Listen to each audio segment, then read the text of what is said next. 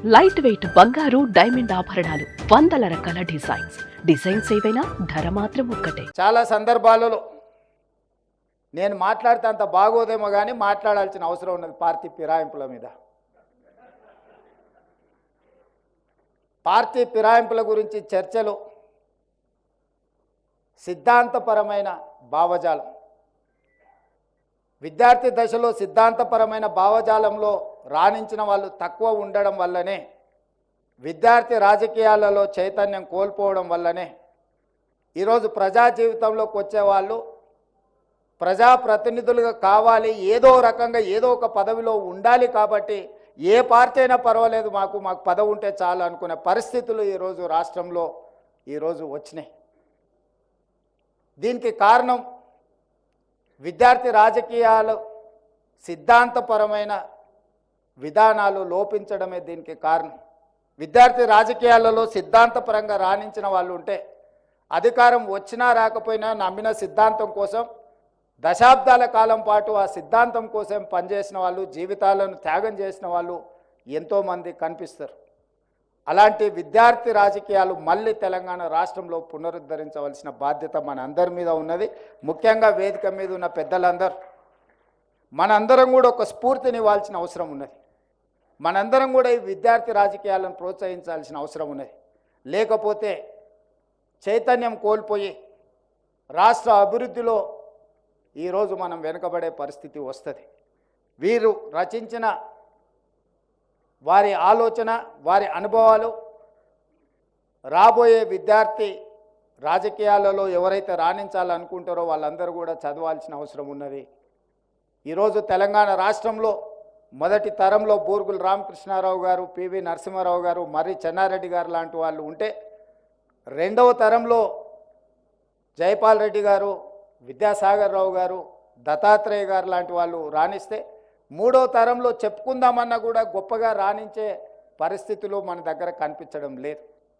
వారు అన్నట్టుగా శాసనసభలో ప్రతిపక్షము, పాలకపక్షము, ట్రెజరీ బెంచెస్, అపోజిషన్ బెంచెస్, గతంలో ట్రెజరీ బెంచెస్ వైపు నుంచి ఎప్పుడు ముఖ్యమంత్రి గారు మాట్లాడాలనుకున్న స్పీకర్ గారు మైక్ ఇచ్చేవాళ్ళు.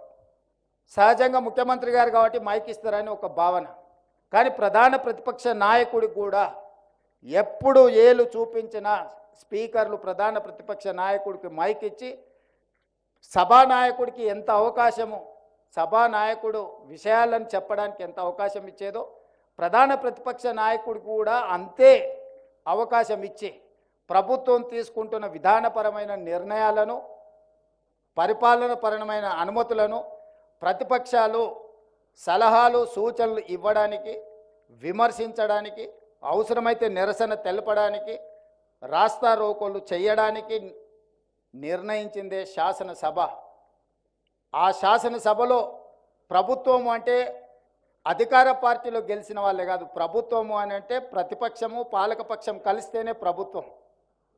ఈరోజు కాంగ్రెస్ పార్టీలో గెలిచిన 65 మందే ప్రభుత్వం కాదు, 119 మంది శాసనసభ్యులు కలిస్తేనే ప్రభుత్వం. అందులో ఎవరి బాధ్యత వాళ్ళు నిర్వహించడానికి రాజ్యాంగంలో ఎవరికి వాళ్లకు వాళ్ళ పాత్రను విభజించి చూపించారు. ఈ 65 మంది విధానపరమైన నిర్ణయాలు తీసుకుంటారు మంత్రివర్గ ఆమోదంతో. అందులో లోపాలు ఉంటే ఎత్తి చూపడానికి ప్రధాన ప్రతిపక్షానికి ఉంటాయి.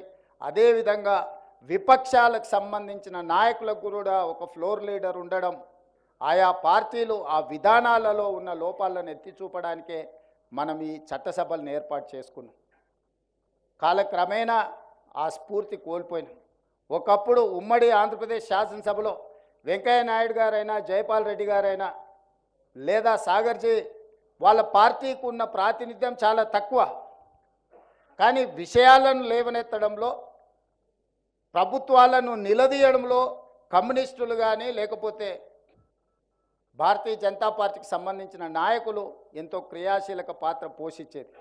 ఇదే కాదు, ఈరోజు సభలో నేను గతంలో చూసిన దాటికి ఈరోజు సభలో ఉన్న భిన్న పరిస్థితులను కూడా నేను ఈ సందర్భంగా ప్రస్తావించదలుచుకున్నాను. పాలకపక్షానికి, ప్రధాన ప్రతిపక్షానికి ప్రతిస్తంభన వచ్చినప్పుడు, అంశాల విషయంలో విభేదాలు వచ్చినప్పుడు, సభ పదే పదే వాయిదా పడ్డప్పుడు, ఇలాంటి పక్షాలు, అది కమ్యూనిస్టులు కావచ్చు, భారతీయ జనతా పార్టీ సంబంధించిన నాయకులు కావచ్చు, ఆనాడు సాగర్జీ లాంటి వాళ్ళు లేచి రెండు పక్షాల మధ్యలో ఒక సమన్వయం చేసి సభ వాయిదా పడితే స్పీకర్ గారి రూమ్లో పాలకపక్షాన్ని ప్రతిపక్షాన్ని శాసనసభ వ్యవహారాల మంత్రులతో అవసరమైతే ముఖ్యమంత్రులతో కూడా మాట్లాడి ఆ ప్రతిస్తంభనను తొలగించి మళ్ళీ చర్చలు కొనసాగించే విధంగా సభను ముందుకు తీసుకెళ్ళడానికి ఆ రోజు సమన్వయం చేసేది. ఆ రోజు అలాంటి సూచనలు సలహాలను ప్రభుత్వాలు పాటించేది. ఈరోజు మా పార్టీ మా ప్రభుత్వం సిద్ధంగా ఉంది. అందుకే నేను వచ్చిన దాదాపుగా ఈ 13 నెలల్లో ఏ ఒక్క రోజు కూడా ప్రతిపక్షానికి సంబంధించిన శాసనసభ్యులను సభల నుంచి మేము బహిష్కరించలేదు. స్పీకర్ గారు కానీ ప్రభుత్వం ప్రతిపాదించలేదు. స్పీకర్ గారు ప్రతిపక్షాలను సభలో నుంచి బయటికి నెట్టివేయలేదు. ఎందుకు అంటే చర్చ జరగాలన్న ఆలోచనతోనే వాళ్ళ అభిప్రాయాన్ని చెప్పనిద్దాం మనం అన్న ఆలోచనతోటే సభలో నుంచి 13 నెలల ఏ ఒక్క ప్రతిపక్ష సభ్యుని కూడా మేము సభలో నుంచి బహిష్కరించలేదు. ఈ విధానాన్ని ఇంకా ఇంప్రూవ్ చేసుకోవాల్సిన అవసరం ఉన్నది. సుమన్ టీవీలో మీ పర్సనల్ అండ్ బిజినెస్ ప్రమోషన్స్ కోసం కింది నెంబర్కి కాంటాక్ట్ చేయండి.